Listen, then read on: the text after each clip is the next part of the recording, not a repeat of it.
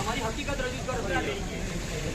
हकीकत रजू कर दઈએ અને આ પેશન્ટની જે કર્યું સાહેબ તો મેં કીધું કોણે કર્યું તો કે પારસભાઈ સાહેબે. હવે પારસ સાહેબ તો સરકારી ડૉક્ટર છે તો પારસ સાહેબ તો કેવી રીતે કરી શકે? પણ આજે ઘોગંબા આદિવાસી વિસ્તાર છે, આજે આટલું બધું અંતરિયાળ વિસ્તાર આદિવાસી આટલું બધું સારું દવાખાનું છે, છતાં પણ અમને સરકારી લાભ મળતો નથી. અને સરકારે જે સરકારી ડૉક્ટરો છે એ જ અમને પ્રાઇવેટનું પોતાનું દવાખાનું ખોલી મનમાની પોતાની રીતે પૈસા ઉઘરાણી કરી રહે છે. અને આજે અમારી એક નાની બાળકી મૃત્યુ પામેલ છે.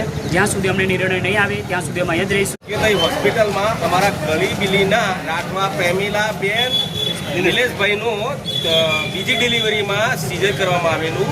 એના પૂર્વે સરકારી દવાખાનામાં આ દર્દી ગયેલું અને ત્યાંથી અહીંયા રિફર કરી અને બાળકનું અત્યારે સવારમાં 24 કલાક પછી મૃત્યુ થયું છે.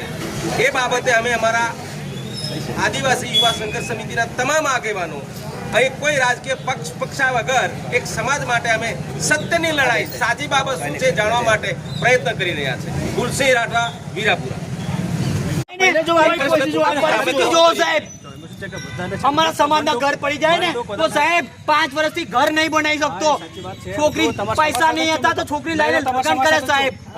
અરે નહીં સાહેબ, આનાથી સાબિત થાય છે અમારા સમાજ સાથે નથી તમે એમ. સાહેબ આ હું કર્યું? અરે બતાવો પ્રૂફ સાહેબ, બતાવો પ્રૂફ, બતાવો પ્રૂફ સાહેબ. તમારા કામમાં વિઘ્ન નહીં કરતા એટલે તમને બોલાવે છે. તો અમને પ્રિસ્ક્રિપ્શન લખી આપો સાહેબ કે આ દર્દી એના કીધા પ્રમાણે ગયું હતું, અમે સીડીઓમાં સાહેબને મળીશું. તો સાહેબ આટલા 2 દિવસથી દર્દી દાખલ છે, કેમ નહીં લખ્યું? અત્યારે કેમ લખો છો સાહેબ? ફાઇલમાં સાઇન બી નથી. બોલો, ફાઇલમાં સાઇન બી નથી કરેલી. સાહેબ અમને તમારો વિરોધ નથી, અમને જે હકીકત સિસ્ટમ ચાલે છે ને એનો વિરોધ છે. તમે વ્યક્તિગત ના લેશો સાહેબ. આ અવારનવાર તમારી હોસ્પિટલની અંદર દરેક ડોક્ટરો આવું કરી રહ્યા છે. જયરામ સર, હું એક આટલું બોલું.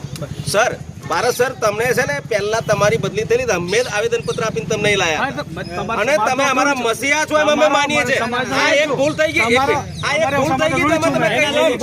કેટલા ભાઈ તરીકે મેં રિક્વેસ્ટ કરી છે ને, પૂછ્યા છો દંદ્રસિંહ સાહેબ ને, પૂછ્યા છો ફતેહસિંહ સાહેબ ને કે ડોક્ટર જયરામે કેટલી રિક્વેસ્ટ કરી હતી તમારી એમ. કેમ કે મારો સમાજ 12 પ્રાઇવેટમાં દર્દીના મારે ત્યાં 200 ની ઉપડી આવે, 100 જણ આવવા જોઈએ. પાછળના બધા જ પેજ પૂરા છે.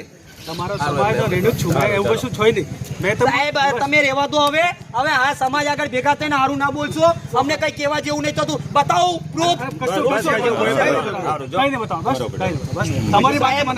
આ બાબતનું નિરાકરણ મારે કોઈ નહીં મળ્યું સાહેબ. આજે મેં ડોક્ટર નહીં, આજે મેં સમાજનો એક નાગરિક છું, એક સામાન્ય માણસ છું, એક પીડિત માણસનો ભાઈ છું સાહેબ.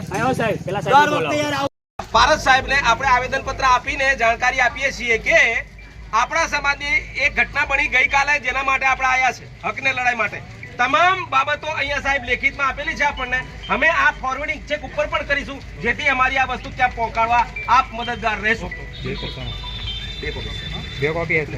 એક બાહેધરી એવી આપી છે કે આપણે લીગલી પ્રોસિજર પ્રમાણે ચાલીએ છીએ. તો અત્યારે જે આપણું જે બાળક છે જે મૃત્યુ પામ્યું છે એનું પીએમ કરાવવામાં આવશે.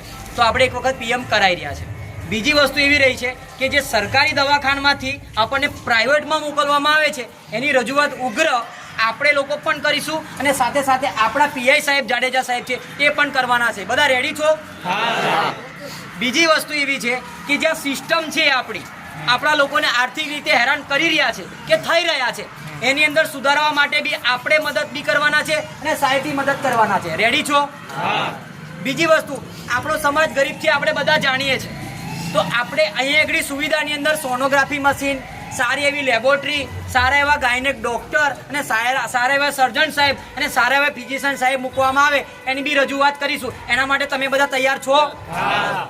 તો અહીંયાથી સાહેબ જોડે વાતચીત કર્યા પ્રમાણે એવું નક્કી થાય છે કે આપણે એ બચ્ચાનું પીએમ કરાવીશું અને સાહેબ બધાને નોટિસ આપવાના છે. સાહેબ રેડી નોટિસ આપવાના છો આપ? સાહેબ એગ્રી છે. હવે અમને અમારું કામ કરવા દો અને આ ટોરું સાઈડમાં આવી જશે. બીજી વસ્તુ કે અત્યારે જે લોક મારવાનું છે એ આપણે મુલતવી રાખીએ છીએ. સાહેબ એમની રીતે કાયદાકીય રીતે નોટિસ બજાવીને કરશે. દિન 7માં રેડી છો? 7મા દિવસે આપણને કોઈ જવાબ નહીં આવે તો આપણે પાછા ભેગા થઈને સાહેબ જોડે જશું. જેવું અમને લેખિત રજૂઆત આપી દેજો. બરાબર? રેડી બધા? તો આપણે આપણા સમાજ